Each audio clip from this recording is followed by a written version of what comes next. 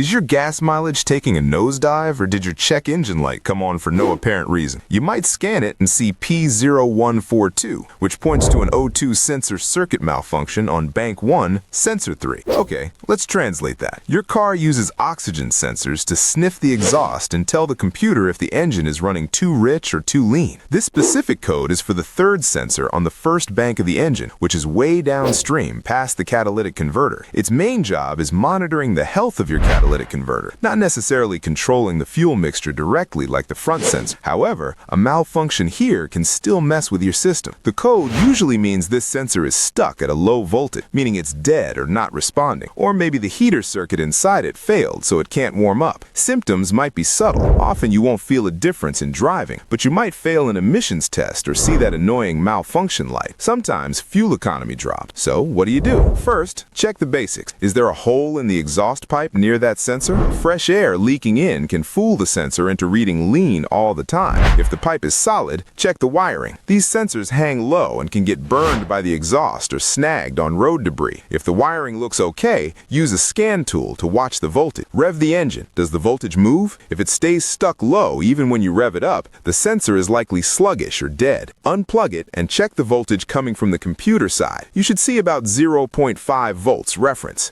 If you have that reference voltage and a good ground, but the sensor reads nothing, it's time for a new O2 sensor. It is a straightforward swap, but make sure the old one isn't seized in the pipe. A little penetrating oil goes a long way. Don't let a simple sensor scare you. This is one of the easier fixes to tackle yourself.